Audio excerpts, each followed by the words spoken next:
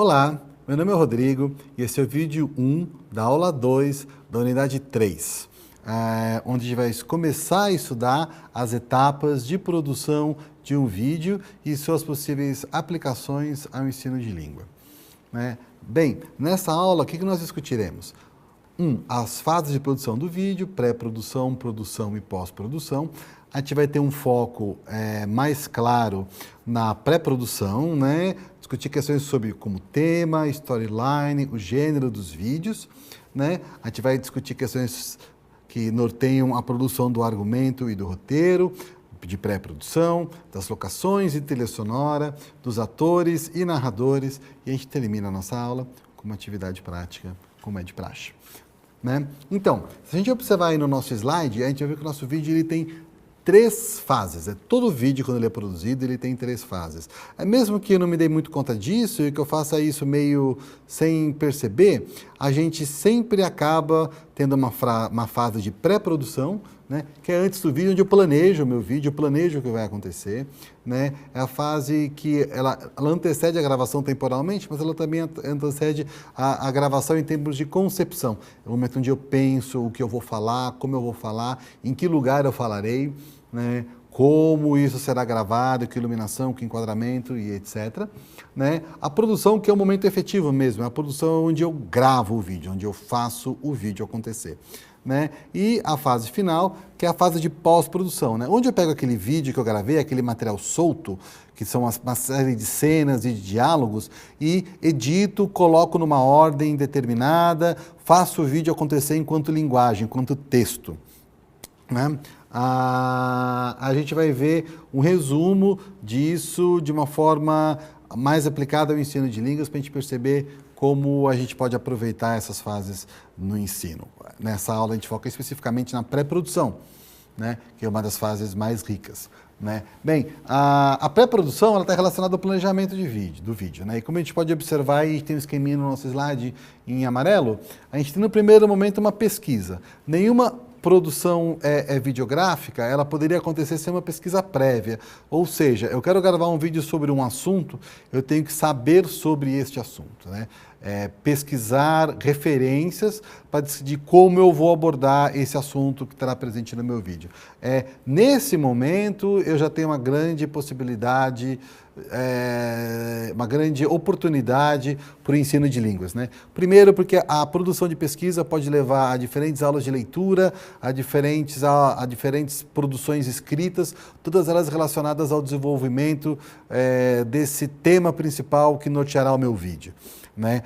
Como nenhum tema tem uma abordagem única, como nenhum tema tem uma pesquisa única, eu posso usar esse momento de pesquisa para fazer o levantamento de diferentes visões a respeito do assunto que eu quero tratar, quais visões e quais abordagens mais refletem a forma de ver o mundo da comunidade na qual estou gravando esse vídeo, produzir uma série de textos narrativos e argumentativos onde as pessoas podem defender as suas visões, onde elas podem defender uma determinada abordagem ao tema, e não menos importante, né?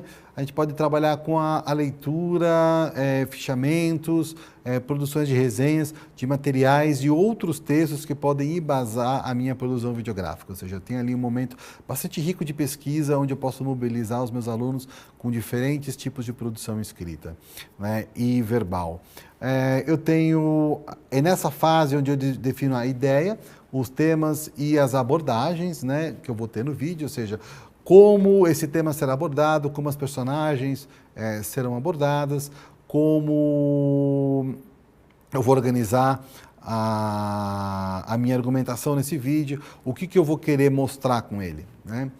A segunda parte eu tenho a storyline ou sinopse. Né? A storyline ou sinopse é o momento onde eu escrevo, tá certo? Não, um texto narrativo que conta a história do que acontecerá no vídeo. Isso ainda não é o roteiro, isso ainda não é o diálogo, isso ainda não são as cenas. Né? Mas isso é necessário porque isso normalmente norteia o nosso processo de gravação. Né? Aí eu tenho uma excelente oportunidade de ensinar textos narrativos, como a gente vai ver. né? Bem, cada vídeo ele pode ser pensado dentro de um gênero, né? A gente vai discutir um pouco dessas questões, né? Se ele é uma ficção, se ele é uma não ficção, se ele é um documentário, se ele é um reality show, tudo eles são gêneros, são formas de produzir conteúdos videográficos, né? Eu vou desenvolver esse argumento geral, a gente vai pensar nesse roteiro final e na alocação e trilha sonora, né? Bem, se a gente observar nesse nosso mesmo slide, no lado direito, ao lado do esqueminha, a gente vai ver uma série de perguntas que podem me nortear durante esse processo. Quais são os temas tratados, não é isso ou não? Um resumo geral dessa ideia no storyline, pequeno ainda, né? Qual o gênero do vídeo, por quê? Por que eu quero um documentário, por que eu quero uma ficção, por exemplo? Qual o argumento, que é esse texto narrativo maior e mais longo, não é isso ou não? Aí depois disso a gente escreve efetivamente o roteiro, né? E depois de escrever o roteiro a gente pensa quais são os lugares, quais são as locações que a gente vai usar para gravar esse vídeo, por quê? Né? A gente escolhe as trilhas sonoras, né? E os atores ou narradores, né? Então vamos lá, vamos pensar em termos da pesquisa, né? Toda pesquisa ela é inicialmente documental, ou seja, existem textos escritos ou não, existem textos em vídeo, existem textos em áudio que podem servir como insumo para a compreensão daquele tema inicial que eu quero colocar no vídeo, né? Normalmente essa pesquisa documental ela acaba sendo muito importante porque esses documentos que muitas vezes me ajudam a determinar que abordagem eu terei no vídeo, né? Por exemplo, se eu estiver lá fazendo um vídeo junto com o professor de história, um vídeo que represente, por exemplo, a independência do Brasil, né? Dependendo da pesquisa documental que eu fizer, eu vou ter diferentes perspectivas e visões dessa mesma independência. Se eu trabalhar com textos que trabalham com a história oficial, eu terei uma visão. Trabalhar com textos que dão interpretações alternativas desse processo histórico, eu terei uma outra visão, né? E fazer com que os alunos leiam esses textos, resenhem esses textos e decidam qual abordagem dentro desse contexto é a mais utilizável e a mais importante para aquele momento de produção e gravação, pode ser um excelente exercício de produção textual, principalmente de textos argumentativos e de leitura, né? Bem, se a gente parar para pensar o nosso vídeo, a gente vai observar nesse próximo slide, a gente tem ali uma tabelinha bastante interessante que traduz um pouco dessas possibilidades para a gente, né? A gente tem uma pesquisa documental onde a gente pode trabalhar com leitura e escrita, trabalhar com textos informativos, pesquisas em textos impressos ou digitais, pesquisas em bibliotecas, pesquisas em sites de indexação de documentos, né? Em tutoriais, em notícias, em portais de notícias. A gente pode trabalhar com tipos de anotação, né? Ensinar os alunos a anotar, ensinar os alunos a registrar essas informações de alguma forma, questão de referências, esquemas mentais, por exemplo, né? Mapas mentais de conteúdo. Tudo isso pode ser ensinar os alunos a como ler esse texto antes da própria produção textual, né? A gente pode fazer textos argumentativos que podem estar relacionados à visão que a gente quer defender no vídeo, ou textos descritivos, ou a gente pode descrever cenas ou situações que a gente gostaria de estar no vídeo, né? Bem, a gente tem uma fase ali bem interessante que a gente chama de brainstorming. Eu gosto de traduzir isso como toró de ideias, né? Onde a gente pode discutir questões como fala, escuta e escrita, né? Então a gente pode pedir para os alunos fazerem exposições orais, levantamento de ideias, a gente pode pedir para eles criarem listas, organizarem debates para defender quais abordagens serão mais relevantes para o vídeo. A gente pode começar a tentar fazer com que os alunos criem esquemas estruturais ou temáticos do texto, quais serão os temas tratados, em quais ordens eles podem ser tratados e por que eles devem ser tratados daquela forma, né?